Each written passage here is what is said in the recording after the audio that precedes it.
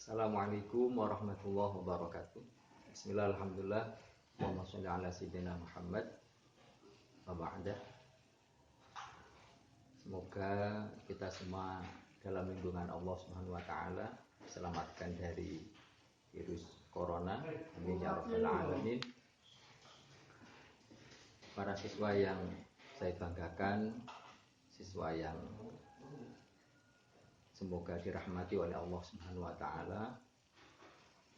Alhamdulillah sampai saat ini kita oleh Allah diberi umur panjang, kesehatan, kesempatan sehingga kita bisa masuk salah satu dari Ashhurul Hurum, yaitu salah satu bulan yang sangat mulia di sisi Allah Subhanahu wa taala, di mana kita mengetahui bahwa Ashhurul Hurum atau bulan-bulan yang mulia itu ada 4. Ingat-ingat nggih. Yang pertama adalah Dzulhijjah, kemudian yang kedua Dzulqa'dah, yang ketiga Muharram, dan yang keempat ini tidak secara berurutan, yaitu bulan Rajab. Tolong diingat-ingat, bulan mulia yang masuk kategori Ashhurul Hurum itu ada 4, yang secara berurutan itu 3. Sekarang bulan ini Dzulhijjah, kemudian ada keliruan, ada kesalahan. Urutannya pertama adalah Dzulqa'dah, ya Dzulqa'dah dulu sudah kita lewati. Kemudian bulan ini Dzulhijjah, dan akan bersambung lagi bulan berikutnya adalah bulan Muharram, dan yang keempat adalah bulan Rajab. Itu 4 bulan yang masuk kategori Ashhurul Hurum, bulan-bulan yang mulia. Tapi kita fokus pada bulan Dzulhijjah. Dzulhijjah adalah bulan yang mulia, dinamakan Dzulhijjah karena memang di dalam bulan ini ada perintah dari Allah Subhanahu wa taala bagi orang yang mampu, yaitu untuk melaksanakan ibadah haji. Sehingga bulan ini dinamakan Dzulhijjah karena ada perintah syariat yaitu melaksanakan ibadah haji. Mak kita tidak bahas itu, dan nanti akan fokus pada sebuah ritual ibadah yang sangat dianjurkan dalam Islam, yaitu melaksanakan ibadah kurban. Orang Jawa ngarani korban. Nah, pertama untuk masalah kurban kita lihat dari sisi histori. Histori itu dari sisi sejarahnya dulu.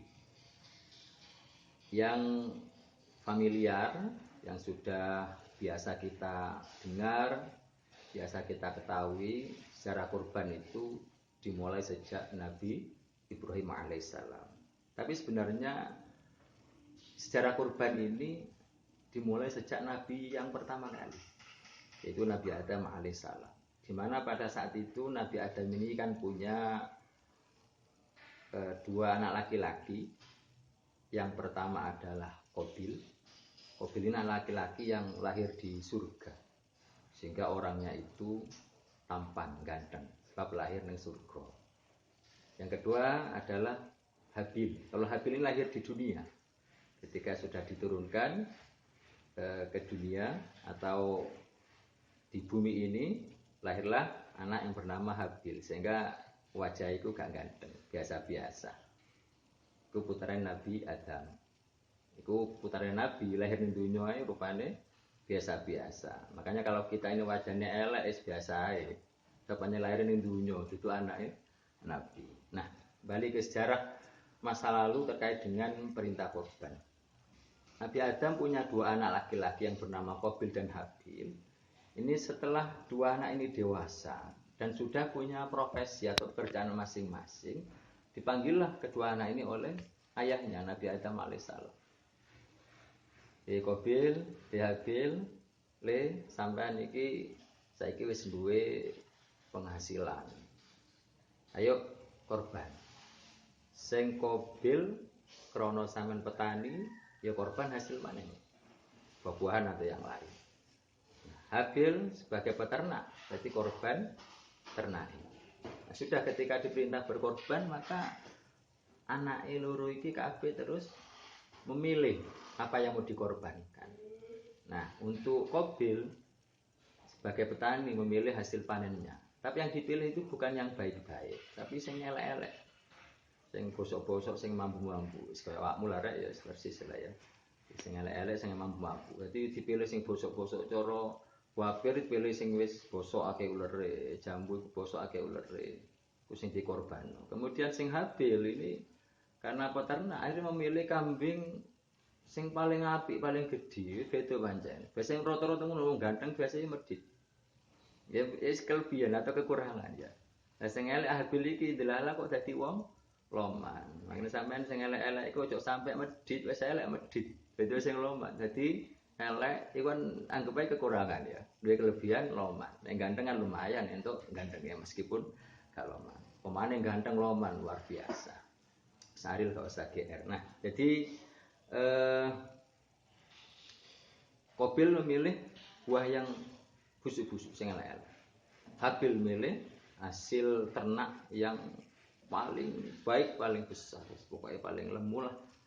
Kaya sapa lemune mbok kaya Aril, mbok kaya sapa Sikaro Ril wis kok usah tersinggung Ril ki mek guyon ae. Nah, setelah itu Habil menyembelih kambingnya yang besar ini ya. Qabil nggawa buah-buahan sing bosok-bosok iki. Binatang yang disembelih oleh atau kambing yang disembelih oleh Habil itu ditaruh di semacam gua nang bukit lah ya, di bukit. Karena waktu itu kan menungso kan wis anak Nabi Adam toh, belum ada yang lain sehingga korbannya itu gak dikon nang wong, tapi diberikan kepada hewan. Jadi dagingnya itu diuncal nang koyo alas atau nang bukit yang dipangan kewan-kewan liyane. Lah Habil Qabil juga demikian. Jadi buah-buah yang busuk itu juga ditaruh di semacam apa kayak alas kayak bukit lah ya. Nah, setelah ditaruh ditinggal. Kemudian keesokan harinya dilihat dicek. Kira-kira sing entek, sing kepangan iku entek sapa. Setelah dicek milihnya Habil habis. Jadi wedhus sing apik mau sing dikorbano iku entek dipangan kewan-kewan liyane. Pancen yo dipilih sing apik, sing berkualitas. Lah milih Qabil krana buah-buahane iku elek. Bosok-bosok, utuh ora ana sing mangan. Nah, ini sejarah pertama ya, sejarah awal munculnya istilah yang namanya korban. Nah, kemudian tapi sejarah yang paling populer itu sejarah korban itu di masa Nabi Ibrahim alaihissalam sampai pada saat ini. Kalau pada masa Nabi Ibrahim kita ingat beliau awal-awal diperintah berkorban itu bukan menyembelih kambing tapi disuruh menyembelih putranya. Nah, kenapa Nabi Ibrahim ini oleh Allah diperintah untuk menyembelih putranya? Karena memang gini ya. Sebenarnya Isra Mi'raj istilahnya Mi'raj naik ke langit itu bukan Nabi Muhammad yang pertama kali mengalami hal itu, tapi Nabi Ibrahim itu sudah pernah mengalami Mi'raj, artinya diangkat ke langit oleh Allah Subhanahu wa taala. Nah, ketika Nabi Ibrahim itu diangkat nang langit, saat itu Nabi Ibrahim karo Allah Subhanahu wa taala iku diketokno wong sing fasik-fasik, wong sing elek-elek. Ketika Nabi Ibrahim ketok wong elek-elek, wong fasik-fasik, Nabi Ibrahim iku matur nang pangeran, Gusti, wah iki wong kok fasik-fasik, wong elek-elek iki malah ngotor-ngotorin dunya. Jenengan pejahi mawon. Jadi Nabi Ibrahim ku usul nang pangeran, ketika melihat orang-orang fasik ini disuruh mematikan atau memusnahkan. Akhirnya Allah Subhanahu wa taala nuruti permintaan Nabi Ibrahim. Sehingga orang-orang fasik wong elek-elek iki dimusnahkan oleh Allah Subhanahu wa taala. Nah, itu ketika Nabi Ibrahim dimi'rajkan, diangkat ke langit oleh Allah Subhanahu wa taala. Nah, suatu saat ketika Nabi Ibrahim wis duwe anak jenenge Nabi Ismail, dari istri yang kedua beliau namanya Bunda Hajar. Nah, itu oleh Allah diuji. Diuji apa? Diuji bukan boleh putrane. Nah, karena ini putra pertama, ganteng pisan. Akhirnya Nabi Ibrahim rodok keberatan. Rodok keberatan itu matur nang pangeran, Gusti, ya napa nggih wong niki putra kula, putra pertama, dangu mboten gadah putra. Enggak punya anak lama. Wis duwe lanang pisan ganteng pisan dadi penerus kok malah ngongkon belek. Langsung karo pangeran dibalekno, "Hei Ibrahim, biyen sampean waktu tak mikrotno, sampean ngongkon aku njaluk nang aku mateni wong fasik-fasik langsung tak turuti. Lah opo sampean saiki tak kongkon beleh anakmu siji kowe kok keberatan. Biyen aku gak keberatan, padahal sing tak pateni iki aku sing gawe. Iki kawulaku aku gak keberatan. Saiki sampean tak kon mateni, tak kon beleh anakmu sing iku aku sing gawe kowe kok keberatan." Nah, dengan itulah akhir Nabi Ibrahim dengan berat hati ingin melaksanakan perintah Allah untuk menyembelih putranya. Akhirnya ketika mau disembelih sudah disiapkan segala sesuatunya, tapi akhirnya oleh Allah diganti dengan kambing. Kenapa? Karena itu hanya ujian dari Allah kepada Nabi Ibrahim untuk menguji seberapa besar kesetiaan seorang nabi kepada Allah Subhanahu wa taala. Gak sida dibeleh Nabi Ismail iku selamat terus diganti karo wedhus teko surga, di mana kambing itu pengganti Nabi Ismail iku wedhus sing biyen tau dikorbanno karo Habil. Dadi korban iku ana urutane. Dadi wedhus sing dibeleh Nabi Ibrahim iku wedhus surga. Iku wedhuse Habil biyen sing dikorbanno saat diperintahkan oleh Nabi Adam alaihissalam. Iku masalah histori atau sejarah. Terus kalau ingin lengkap, ingin detail sampean golek dhewe rek. Pun nggih. Kemudian gimana hukum korban ini? Kalau kita merujuk pada surah Al-Kautsar, sapal ya Al-Kautsar kira ayate 3 ya.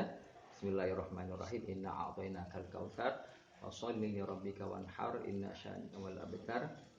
Tepat pada ayat kedua, bunine fasholli li rabbika wanhar. Wanhar itu artinya apa? Berkorbanlah. Nah, kata wanhar iki nduduhno perintah, menunjukkan perintah. Nah, perintah iki wajib apa sunnah? Iki dijelasno karo Kanjeng Nabi Muhammad sallallahu alaihi wasallam. Karena setiap perintah itu enggak mesti wajib. Allah merintah nang Quran enggak mesti wajib. Enggak mesti wajib. Dadi isoe perintah iku wajib, isoe perintah iku sunnah. Nah, untuk mengetahui perintah pengaran yang wajib ndak iku dijelasno karo Kanjeng Nabi Muhammad sallallahu alaihi wasallam. Nah, Kanjeng Nabi iki ndawuhna wong nek mampu korban, ya korbano. Wong mampu gak korban dari Kanjeng Nabi, ojo cedek-cedek nang musolaku, tempat salatku. Nah, dawuh Kanjeng Nabi kira dawuh ini yang dipakai oleh Imam Abu Hanifah atau Imam Hanafi sebagai dalil dasar untuk mengatakan bahwa korban itu wajib. Jadi nang Quran iku diperintah, kemudian ana dawuh Kanjeng Nabi, wong sing gak korban iku gak oleh nyedek-nyedek nang musala. Sehingga dengan pegangan ini Imam Abu Hanifah, Imam Hanafi iku mewajibkan kurban. Ini wajib, Pak, wajib. Jadi nek melok Imam Abu Hanifah, Imam Hanafi ya wajib korban, gak korban dosa nek mampu. Tapi Imam Syafi'i, Imam Malik dan yang lainnya itu mengatakan bahwa kurban tidak wajib tapi sunnah muakkad. Tetap ono hadis liyane yang mengatakan kurban itu ora wajib tapi sunnah. Wis ala kulli hal alhasil karena al-idili kira mayoritas iku melok madhab Imam Syafi'i, madhab Syafi'i sehingga kita mengambil hukum kurban sunnah muakkad. Artinya piye? Nek mampu sunnah korban, nek gak mampu ya gak. Monggo sing mampu-mampu. Nah, terus sing dikorban apa, Pak? Karena ini menyembelih berarti ya hewan. Hewan apa? Yang dalam mazhab Syafi'i ya itu kita mengenal bahwa yang boleh dijadikan binatang korban pertama adalah kalau nang iki nang Arab sing ono ya unta karena di Arab, karena di Indonesia ini unta ini tidak ada atau memang tidak hidup di sini. Meskipun ada itu paling kebun binatang, boleh untuk tangkap polisi ya, Pak. Nah, sapi atau kerbau untuk 7 orang ya, jadi unta, sapi, kerbau untuk 7 orang. Kemudian ada kambing atau domba untuk satu orang. Ini yang memang hewan-hewan yang disepakati oleh para ulama bisa dipakai untuk berkorban. Itu jika mampu. Kalau tidak mampu, ya berarti ya tidak usah berkorban. Nah, tapi begini yang perlu saya sampaikan kembali. Nah, terkait masalah syarat-syarat kewan piye, kemudian syarat sing beleh piye, alat piye, nanti akan kita bahas detail di materi khusus di kelas 9 untuk masalah penyembelihan atau masalah kurban. Tapi yang perlu saya ingatkan, meskipun kita tidak mampu berkorban, itu ojo sampai ayo dhewe orang ngelakoni korban. Maksudnya ini ya Rek ya. Nah dhewe gak korban, itu biasa dhewe iki rata-rata itu biasa arep-arep daging kurban teko panitia. Iku wis rata-rata umum wong. Kok sampean sanding masjid, sanding musala, nang kono ana kurbanan ya. Sampean gak kurban, iku biasa sampean iku kan arep-arep dikei maksudnya. Kadang nek pas gak dikei kelewatan, kadang terus sak dhewe iku apa? Rundel, wah kok dikei. Kok dilewati? Piye panitia iki? Lah kan ngono biasa. Iku jenenge penyakit tomak. Iki ojo sampai dhewe iki di masa korban iki niku Idul Adha ojo sampai tomak. Tomak iku sifat saelek-elek sifat. Elek tenan tomak iku. Makane ojo sampai tomak. Nah, piye carane ngilangi tomak iki di masa korban iki ben gak arep-arep pemberian daging. Padahal gak mampu korban. Carane ngene. Nah, sampean duwe duit, pokoke duwe duit. Ben gak arep-arep daging korban, gampang. Duit 100.000. Itu kono ae. Sate wedhus. Nah, kono daging sapi, langsung dimasak wis. Apa tujuannya? Biar kita tidak tomak, gak arep-arep daging kurban. Atau sampean duit 50.000, cukup PT. Pas waktu Idul Adha, liyane mbeli wedhus, karena kita tidak mampu beli PT. Apa tujuannya? Nah, ada yang beli PT, enak wis. Akhirnya gak duwe sifat tomak, gak arep-arep dikai tonggo, dikai apa panitia kurban. Intine di masa kurban iki tolong kita jangan sampai punya sifat tomak. Ojo arep-arep. Piye carane nek gak mampu korban, ayo untuk korban artinya apa yang bisa kita lakukan? Kita punya uang beli daging, ben gak arep-arep dikai panitia. Kita punya uang atau duwe PT nang omah, enak semalahan wis. Beleh PT. Apa tujuannya? Ben gak arep-arep dikai daging. Nah, itu cara kita biar tidak terkena penyakit tomak selama Idul Adha nanti. Kemudian ini ada yang bertanya, Pak, kalau zakat itu kan ada bisa dengan beras, zakat fitrah ya, bisa pakai beras atau bahan makanan pokok ya, terus bisa diganti dengan uang. Nah, saiki umpama korban diganti duit nih Pak. Nah, pasti ada pertanyaan, piye umpama korban pakai duit atau korban pakai liyane kewan yang senilai. Nah, zakat kan mau zakat kita 2,5 kg, iso karo duit yang senilai 2,5 kg beras. Nek korban piye oleh ndak? Saiki wedhus siji sing layak gawe korban 2 juta. Boleh ndak korban iku gawe duit 2 juta? Gak boleh. Ingat ya, nek korban, syariat korban jenenge korban iku beleh. Berarti kudu kewan. Ndak mungkin korban beleh iku terus beleh duit. Itu korban pakai beras beleh beras, tak mungkin. Artinya apa? Nek korban wis korban pakai kewan iku sing ditetapkan. Tidak bisa pakai uang. Sehingga apa yang bisa kita simpulkan bahwa korban ini begitu penting sekali. Bagi yang mampu monggo kita laksanakan, bagi yang tidak ingat ya, sing gak iso gak mampu korban ben ora tomak kok ben gak arep-arep, ayo sebisa mungkin saat Idul Adha mbuh tuku daging, mbuh beleh PT, tutup dinati korban. Artinya apa? Beleh tuku daging tujuannya ben gak arep-arep daging kurban, ben gak gue penyakit tomak iki bahaya. Nah, mungkin itu gambaran umum, gambaran singkat terkait dengan masalah korban. Mungkin itu yang bisa kami sampaikan. Jolali ya, catat diresu, dipahami, dirangkum, nanti hasilnya dikumpulkan. Terima kasih. Mohon maaf, Adron. Assalamualaikum warahmatullahi wabarakatuh.